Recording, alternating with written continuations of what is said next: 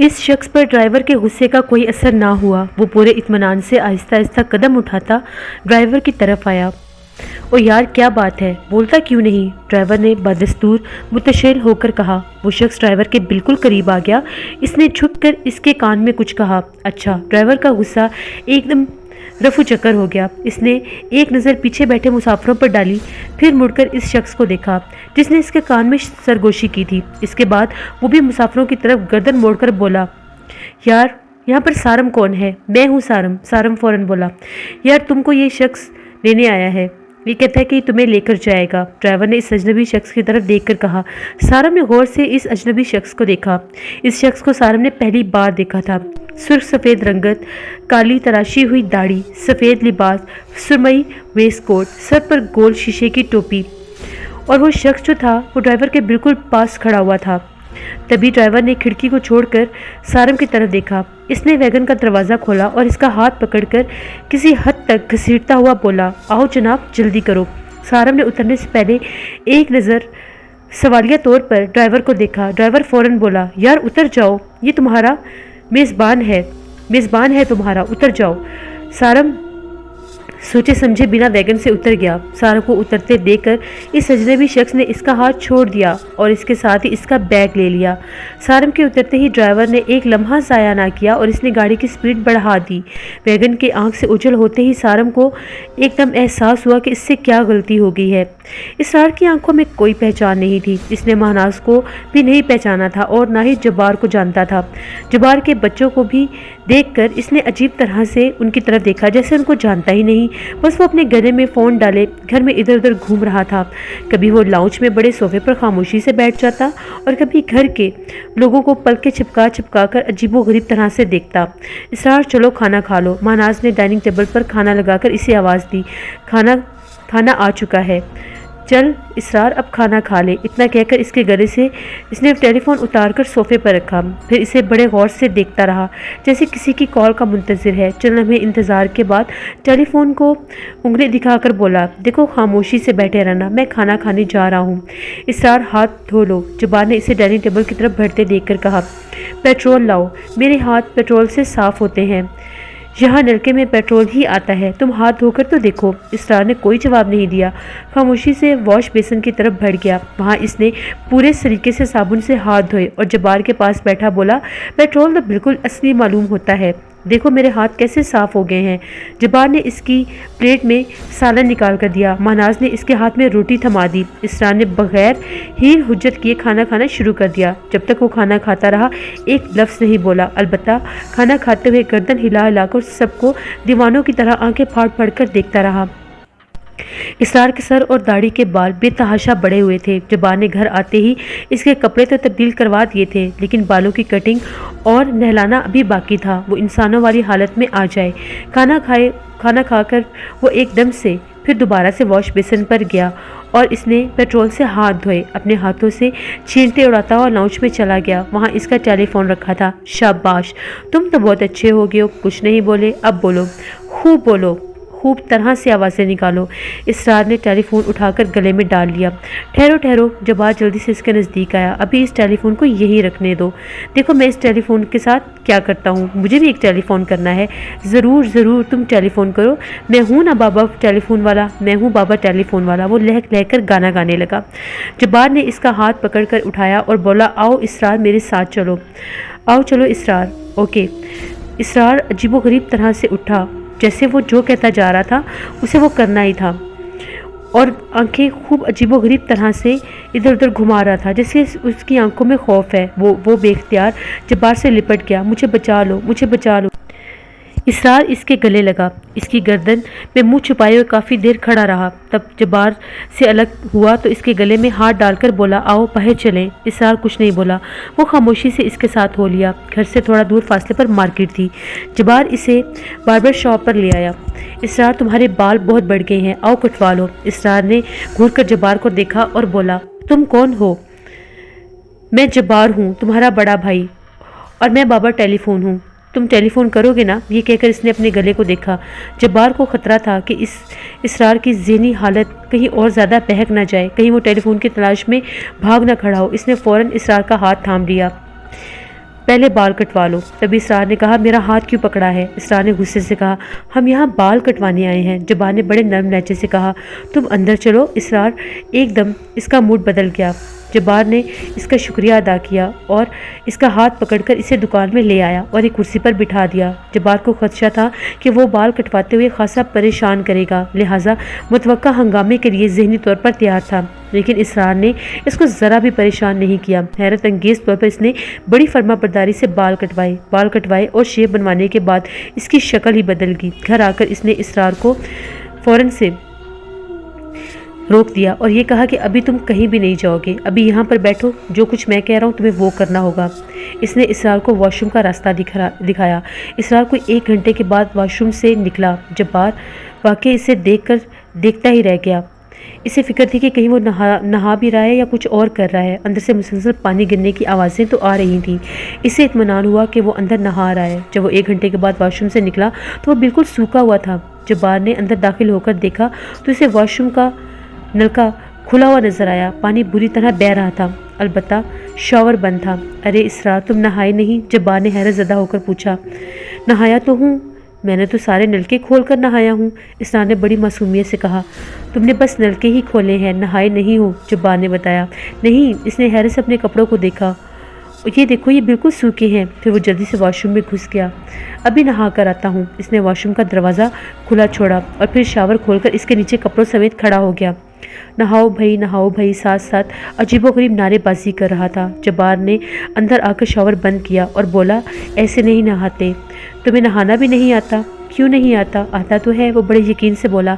आता होता तो कपड़े उतार कर नहाते हैं, जब्बार बोला। ओ अच्छा, जैसे अचानक इसे याद आ गया कि वो कैसे नहाता था। इसने जब्बार की तरफ देखकर बड़े मानीखेज़ अंदाज में गर्दन हिलाई। मैं समझ गया, चलो तुम बाहर निकलो। ये कहकर इसने जब्बार को बाहर निकालकर दरवाज़ा बंद कर लिया। फिर बड़ी मुश्किल से इसे 10 मिनट लगे। वो 10 मिनट के बाद वॉशरूम से बाहर आ गया। इसने वॉशरूम में लटके कपड़े भी तब्दील कर लिए थे। जब्बार ने इसे गौर से ऊपर से नीचे तक देखा। इसे एहसास हुआ कि इस मर्तबा वो वाकई बड़े सलीके से नहा कर आया है। तब जब्बार ने इसे डाइनिंग टेबल के सामने खड़ा कर दिया और इसके हाथ में कंघा थमा दिया और पीछे हटकर इसका इंतज़ार करके इसरार को कहने लगा, चलो अब मुझे बाल बनाकर दिखाओ। इसरार के आईने पर नज़र पड़ी तो इसे अपने आप को बड़ी हैरत भरी नज़रों से देखा। फिर इसे कुछ देर तक खुद को आगे पीछे होकर देखता रहा। फिर आईने की तरफ उंगली करके बोला, तुम कौन हो? जब्बार, जो नज़दीक ही खड़ा था, वो धीरे से बोला, मैं इसरार हूँ। और मैं कौन हूँ? इसरार ने फिर अपने सीने पर हाथ रखकर बोला, तुम भी इसरार हो। जब्बार ने फिर धीरे से कहा, नहीं, हम एक ही इसरार हैं। फिर ये दूसरा इसरार कहाँ से आ गया? ये तो इसरार नहीं, ये तो कोई पुरसरार लग रहा है मुझे। और अपनी आंखें गोल गोल घुमाने लगा। अच्छा, बाल तो बना लो। जब्बार ने इसकी तरफ तवज्जो दिलाई। बाल? इसरार ने अपने बाल पकड़े और खूब छोटे हो चुके थे। तभी इसे न जाने एकदम से क्या ख्याल आया। वो ज़ोर ज़ोर से चिल्लाने लगा, अरे मेरे बाल कहाँ गए? फिर तो इसने घर में हंगामा खड़ा कर दिया। पूरे घर में नाचना शुरू कर दिया, मेरे बाल लाओ, मेरे बाल कहाँ हैं? जब इसे हंगामा करते हुए काफ़ी देर हो गई तो वो किसी तरह खामोश होकर बैठ ही नहीं रहा था। तो जब्बार ने इसकी तवज्जो मजबूर करवाने के लिए इसके बारे में सोचा, अरे इसरार, तुम्हारा टेलीफोन कहाँ है? टेलीफोन का सुनते ही इसरार को एकदम ब्रेक लग गया। वो बड़ी देर संजीदगी से सोचता रहा और फिर एकदम उछलकर खड़ा हो गया। कहाँ है मेरा टेलीफोन? टेलीफोन नाउच में सोफे पर रखा हुआ था। इसने एकदम से झपट्टा मार कर टेलीफोन उठाया और गले में डाल लिया और गाने के अंदाज में बोला, ये मेरा टेलीफोन है और मैं हूँ बाबा टेलीफोन वाला। इसने घर के कोने कोने में चक्कर लगाना शुरू कर दिया और बैरूनी दरवाजे की तरफ बढ़ा, लेकिन इसका ताला लगा हुआ था। वो वापस आ गया और फिर लाउंज के सोफे पर बैठ गया। फिर टेलीफोन गले से उतार कर कान से रिसीवर लगाया, कोई नंबर मिलाना शुरू कर दिया। हाँ, कौन? अच्छा, कहाँ से बोल रहे हो? चौथे आसमान से। मैं तो चांद से बात कर रहा हूँ। बेवकूफ़, चांद नहीं। इसरार ने ज़ोर ज़ोर से अपने सर पर हाथ मारा था। ये चांद है। अच्छा, मेरा नाम है। ठीक है, चलो और आगे बोलो। अब तुम्हारा इंतकाम भरपूर तरह से पूरा हो चुका है। अब मैं तुम्हें कत्ल कर दूंगा। तुमने मुझे खाना खिलाया था ना? हाँ, अब मैं तुम्हें मार दूंगा। इसरार इसी तरह करते कुछ 10 मिनट लगा रहा। इसकी गुफ्तगू का कोई सर पैर नहीं था। जब्बार इसके सामने आकर बैठ गया। मानास भी आ गई, बच्चे भी आ गए। जब्बार इन सब को एक एक मिनट के बाद देखे जा रहा था। वो अजीबोगरीब हरकतें करके, बातें सुन सुनकर अंदर ही अंदर अजीबोगरीब तरह से अपने आप को महसूस कर रहा था। इस पर एक उदासी का दौरा पड़ रहा था। इसरार क्या हो गया है? जब्बार ने बड़ी अफसरदगी से इसे अपनी बीवी की तरफ देखकर कहा। महनाज भी अफसरदा बैठी थी। जब्बार ने महसूस किया कि इसकी आंखें नम होने लग गई हैं। इस वक्त जाने क्या हुआ, जब्बार को अचानक गुस्सा आ गया और वो धाड़ कर बोला, इसरार चुप हो जाओ, घर में कोई पागल आ गया है, इतना चीख क्यों रहे हो? ये घर है, कोई पागल खाना नहीं है, चुप हो जाओ। इस पागल को पता ही नहीं है, ये तो कई दिन से खामोश बैठा हुआ था। यार कौन है पागल? मैं तो नहीं हूँ पागल, फिर मैं क्यों चुप करूँ? अच्छा डाकू भाई, फिर बातें करेंगे। इसरार ने बड़े इत्मीनान से रिसीवर टेलीफोन पर रख दिया और सर झुकाकर बैठ गया बिल्कुल खामोशी से। देखो इसरार, रात के 2 बज गए हैं, चलो अब सो जाओ। जब्बार ने बड़ी नरमी से कहा। हाँ सो जाते हैं, क्यों नहीं सोएंगे? देखो हम सोएंगे। इतना कहकर इसरार ने टेलीफोन सोफे पर आकर रख दिया और उसके पास ही सर रख के लेट गया। हाथ पाँव सुकेड़ कर आंखें बंद कर ली और फिर जब्बार और महनाज की तरफ बहुत ज़्यादा हैरत अंगेज़ नज़रों से देखता रहा। 5 मिनट तक वो देखता रहा और फिर एकदम से आंखें बंद करके सो गया। आज वो बहुत अरसे के बाद गहरी नींद सोया था। जब्बार इसे देखकर बहुत बुरी तरह से दुखी था। फिर उसने अपनी भरी हुई आंखों को साफ किया। न जाने इसरार पर क्या बीती थी, इसके बारे में कुछ भी नहीं मालूम। बस इतना ही मालूम हुआ था कि वो काफ़ी अरसे से इस हालत में है और काफ़ी अरसे बाद आज सोया है। सुबह उठेगा तो शायद अपने होश हवास ठीक कर बैठे, क्योंकि सुना था कि एक रात ये सोया था और सुबह जब उठा था तो अपने होश हवास गंवा बैठा था और अपने ससुराल से गले में टेलीफोन डालकर बाहर निकल आया था। बज़ाहिर यही मालूम होता है कि वो अपनी बीवी की मौत का सदमा बर्दाश्त नहीं कर सका। बीवी की मौत से पहले इसका घर जल गया था, लेकिन ये दोनों सदमे ऐसे तो नहीं थे कि इंसान पागल हो जाए। जब्बार अपने भाई के मिजाज के बारे में अच्छी तरह जानता था। वो हसास तबीयत का नहीं था, वो एक इंतहाई लापरवाह इंसान था। फिर ऐसी क्या बात हुई जिसने इसको पागल ही कर दिया था? ये बात तो सिर्फ इसरार को ही मालूम थी, लेकिन वो कैसे बताता? वो तो अपने हवासों में ही नहीं था। इसरार सुबह ही सुबह उठ गया। इसने पूरे घर का चक्कर लगाया। अभी सब सो रहे थे। वो लाउंज में बड़े सोफे पर आकर बैठ गया। टेलीफोन मिलाकर सरगोशियों में बातें करने लगा। जैसे इसे इस बात का ख्याल था कि घर में ज़ोर से बोला तो घर वाले जाग जाएंगे। ये बात तो सिर्फ इसरार को ही मालूम थी, लेकिन वो कैसे बताता कि उस पर क्या बीती थी? सबसे पहले महनाज उठी। इसने इसको देखा तो ये टेलीफोन के साथ मसरूफ़ था। वो खामोशी से पलट गई और अपने बच्चों को स्कूल के लिए तैयार करने लगी। बच्चों को स्कूल भेजने के बाद वो लाउंज में आई और काफ़ी देर तक इसरार की यही ऊट पटांग हरकतें देखती रही। फिर जब्बार आया और जब्बार ने इसरार को बहुत प्यार से अपने पास बिठाकर नाश्ता किया। थोड़ी ही देर के बाद जब्बार ने हॉस्पिटल कॉल कर दी तो एम्बुलेंस बाहर आ गई। तभी जब्बार ने इसरार से कहा, आओ इसरार मेरे साथ, हमें बाहर जाना है। जैसे ही इसरार अपने गले में अपना फ़ोन डाले बाहर आया तो सामने घर का दरवाज़ा खुलते ही एम्बुलेंस खड़ी थी और इसके साथ 2 गार्ड्स भी थे। उन गार्ड्स और एम्बुलेंस ने जैसे इसरार को देखा वो आगे बढ़े तो इसरार कहने लगा, मैं नहीं जाऊंगा, मैं चोर डाकू नहीं हूँ, ये लोग मुझे फांसी पर लगा देंगे। लेकिन गार्ड्स ने उसकी कोई बात नहीं सुनी और जब्बार के इशारे पर फ़ौरन से उसको उठाकर एम्बुलेंस में डाला और एम्बुलेंस को लेकर सीधा हॉस्पिटल आ गए। सारम को जब ये एहसास हुआ कि इससे गलती हो गई है, इस शख्स के हाथ देखकर उसे बुरी तरह से खौफ महसूस हुआ। इस अजनबी शख्स के हाथों का रंग गहरा सुर्ख था और नाखून बिल्कुल काले थे।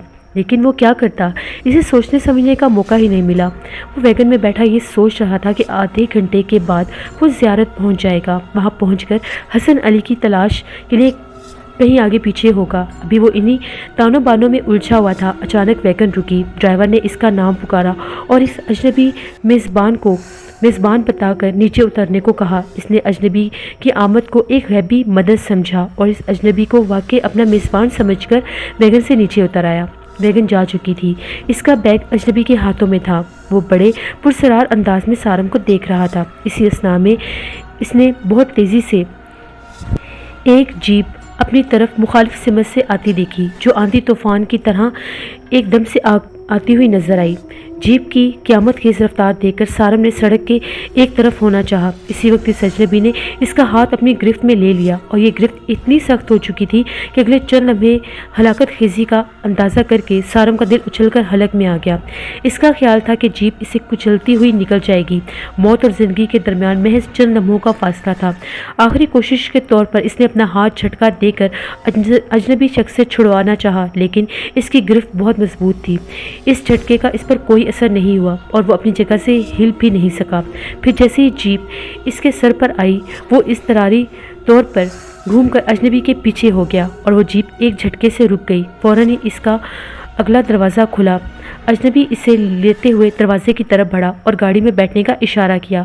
سارم کا یہ خدشہ کہ وہ جیپ اسے کچلنے کے لیے آ رہی تھی وہ دور ہو چکا تھا اور وہ اسے لینے آئی ہوئی تھی۔ وہ گاڑی میں بیٹھ گیا اور وہ اجنبی اس کا بیگ لے کر پیچھے بیٹھ گیا۔ سارم کی نظر اسٹیئرنگ پر پڑے ڈرائیور کے ہاتھوں پر پڑی تو اس کا دل کام کو رہ گیا۔ وہ بے حد سرخ ہاتھ تھے اور ہاتھوں کے ناخن کالے رنگ کے تھے۔ جانے وہ کن لوگوں میں گھرا ہوا تھا۔ ان کی چمڑی اس طرح سے عجیب تھی کہ سمجھ نہیں آ رہی تھی کہ آخر یہ چیز ہی کیا ہے، اور اس کی چھٹی ہی سے اس کو بار بار یہ کہہ رہی تھی کہ تم غلط لوگوں کی گرفت میں ہو۔ سوال یہ پیدا ہوتا تھا کہ یہ لوگ کون ہیں اور اس کا نام ان کو کیسے معلوم تھا اور کیسے ان کو پتہ چل گیا کہ وہ اس ویگن میں سوار تھا۔ وہ تو حسن علی کی تلاش میں زیارت جا رہا تھا۔ اسے معلوم تھا کہ وہ آدھے گھنٹے کے بعد زیارت پہنچے گا، لیکن یہ تو زیارت آنے سے پہلے ہی اتار لیا گیا تھا۔ یہ بھی ہو سکتا تھا کہ یہ لوگ حسن علی کے ہی آدمی ہوں۔ بہرحال یہ سوچ بھی تھی اور کچھ بھی نہیں کر پا رہا تھا۔ وہ چپ چاپ ان لوگوں کے ساتھ ہی تھا جنہوں نے اس کو اپنی گرفت میں لے لیا تھا۔ گاڑی چلی تو اچانک اس میں گھپ اندھیرا چھا گیا اور ایک دم ونڈ اسکرین پر کالے بادل عجیب و غریب طرح سے پورے آسمان کو اپنے گھیرے میں لے چکے تھے۔ پچھلے شیشے سب تاریک ہو گئے تھے، یہاں تک کہ ڈرائیور بھی اسے نظر نہیں آ رہا تھا۔ البتہ گاڑی چلنے کا احساس ضرور ہو رہا تھا، وہ بھی بہت برق رفتاری سے۔ پھر گاڑی اچانک ایک دم سے بریک لگنے سے رک گئی۔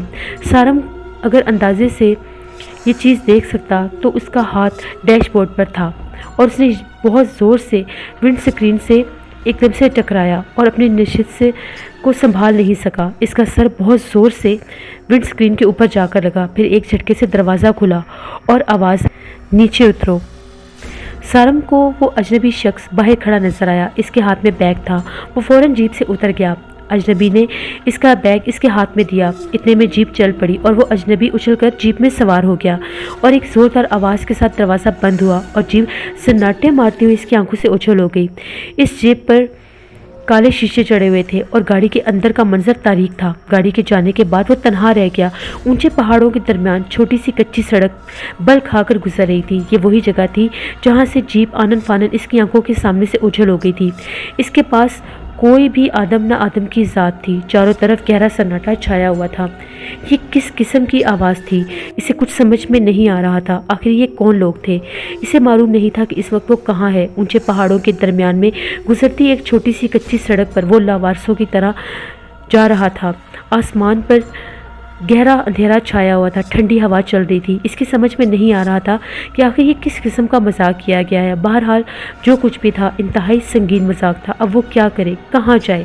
وہ سڑک کے کنارے پر کھڑا تھک گیا تھا۔ وہاں پر بڑے بڑے پتھر پڑے ہوئے تھے۔ وہ وہاں پر جا کر بیٹھ گیا۔ شاید کوئی گاڑی آ جائے، شاید کوئی اسے یہاں پر بندہ نظر آ جائے۔ اچانک اسے خیال آیا کہ گھڑی پر وقت تو دیکھے۔ اس نے کلائی پر بندھی گھڑی پر نظر ڈالی تو اس کو ایک دم جھٹکا لگا۔